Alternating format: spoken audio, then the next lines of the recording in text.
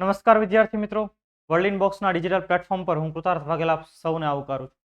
દોસ્તો, આપણે દરરોજ કરંટ ભણીએ છીએ, યોજનાઓ ભણીએ છીએ અને આ બધા લેક્ચર્સ એટલા ઇમ્પોર્ટન્ટ છે કે એમાંથી સીધો સવાલ તમારી પરીક્ષામાં આવવાનો છે। હવે તમે જુઓ, યોજનાઓ ક્યાંથી કરવી, કેટલી કરવી, કઈ કઈ ઇમ્પોર્ટન્ટ છે। હવે સરકારની 500-700 એનાથી વધારે યોજનાઓ ચાલતી હોય, તો આપણે એવી યોજનાઓ ધ્યાને લઈએ છીએ જે પરીક્ષાની દ્રષ્ટિએ વધુ ઇમ્પોર્ટન્ટ છે। બીજું, આપણે માત્ર અહીંયા કન્ટેન્ટ નથી ભણતા, આપણે એવું પણ ભણીએ છીએ કે ભાઈ ક્યાંથી કયા રીતનો સવાલ પૂછાય। એટલે આ બધા લેક્ચર તમારા માટે ખૂબ જ ઇમ્પોર્ટન્ટ છે। જે લોકો રેગ્યુલર આ લેક્ચર અટેન્ડ કરી લે છે એને ચોખ્ખો ફાયદો થવાનો છે એક્ઝામમાં, અને એ સવાલો પૂછાયેલા પણ છે ખરા। તમે યોજનાનું પ્લેલિસ્ટ ચેકઆઉટ કરી લેજો, આ લેક્ચરના ડિસ્ક્રિપ્શન બોક્સમાં છે। કરંટનું પ્લેલિસ્ટ આ લેક્ચરના ડિસ્ક્રિપ્શન બોક્સમાં છે। તો એક્ઝામ, કોઈ પણ એક્ઝામ યોજાય હોય એની પહેલાના લેક્ચર તમે જોશો, તમને એમાંથી સવાલ મળી રહેશે। આપણી પીડીએફ તમે જોઈ લેશો, ટેલિગ્રામ ચેનલમાં તમને પીડીએફ પણ મળી જશે, તો એમાંથી પણ તમને સવાલ મળી રહેશે, બરાબર। તો આપણે વધારે સમય ન લેતા આજે ખાસ જોઈએ એક મહત્વનું fund, PM cares fund. Corona કાળ જ્યારે શરૂ થયો ત્યારે આ ફંડની રચના કરવામાં આવેલી, અને વડાપ્રધાન નરેન્દ્ર મોદીએ દેશભરમાં આહવાન કરેલું કે ભાઈ ભારતના લોકો આ ફંડની અંદર રકમ જમા કરાવે, જેથી કરીને કોરોના કાળની અંદર અન્ય લોકોને સહાય કરી શકાય। તો પીએમ કેર્સ ફંડ એનું પૂરું નામ શું, ક્યારે એને એસ્ટાબ્લિશ કરવામાં આવ્યું, એમાં ચેરમેન વગેરે કોણ હોય, અન્ય સભ્યો કોણ કોણ હોય છે, એ બધી ડિટેલ આપણને ખબર હોવી જોઈએ, કેમ કે આ ખૂબ ઇમ્પોર્ટન્ટ મુદ્દો છે। આ ભલે આપણને એમ થાય કે કોરોના વખતની વાત છે, પણ આજે પણ એટલો જ રિલેવન્ટ મુદ્દો છે। તો જોઈએ આપણે વધારે સમય ન લેતા, પહેલા તો એનું પૂરું નામ પીએમ કેર્સ ફંડ। હવે કેર કરવી એટલે શું? કોઈને કાળજી કરવી, કોઈની કાળજી લેવી। તો પ્રાઇમ મિનિસ્ટર, પીએમ એટલે પ્રાઇમ મિનિસ્ટર, કેર્સ એટલે શું? Prime minister citizen assistance and relief in emergency.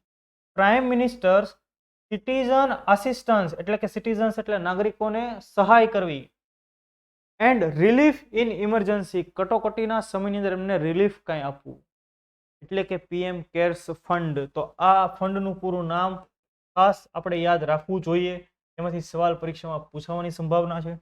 Prime minister citizens assistance and relief in emergency fund, કે કોઈ કટોકટીની પરિસ્થિતિ હોય તો લોકોને નાણાં આપવા, સહાય આપવા માટે, સિટીઝન્સને આસિસ્ટન્સ માટે થઈનું એના માટેનું ફંડ એટલે પીએમ કેર ફંડ, કે જેની સ્થાપના 28 માર્ચ 2020ના રોજ કરવામાં આવેલી। આપણને લોકોને ખ્યાલ છે કે કોરોનાનો આ સમયગાળો 2019ની અંદર, એના નવેમ્બરની અંદર કોરોના દેખા દઈ દીધા હતા ચીનની અંદર, ખાસ ચીનમાં એની અસર ભારતમાં જોવા મળી, એટલે આપણે ભારતની અંદર માર્ચ મહિનાની અંદર લોકડાઉન જાહેર કર્યું।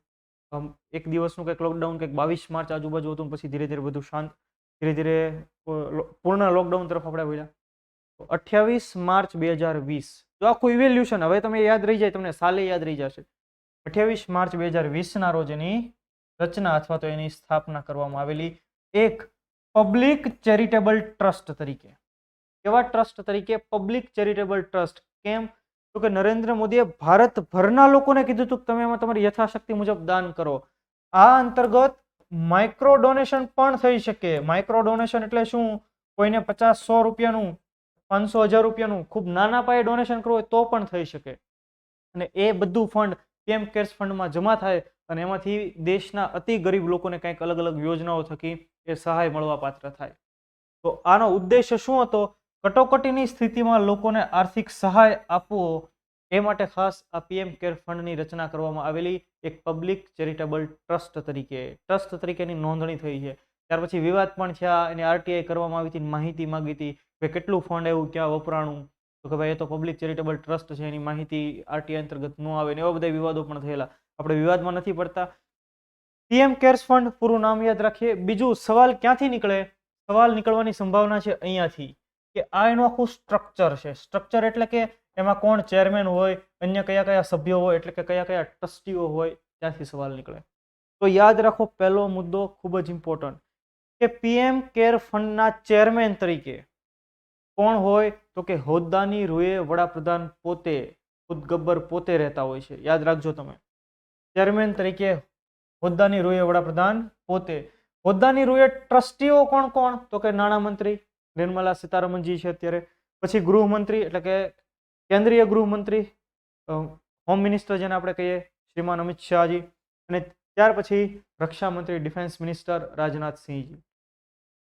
તો હોદ્દાની રૂએ 3 મંત્રીઓ એમાં ટ્રસ્ટી તરીકે રહેતા હોય છે. અને બીજું જે ઇમ્પોર્ટન્ટ મુદ્દો અહીંયાથી તમને જીપીએસસી ની અંદર સવાલ પૂછાય કે આ પીએમ કેર ફંડ એક ટ્રસ્ટ તરીકે રજીસ્ટર થયેલું છે.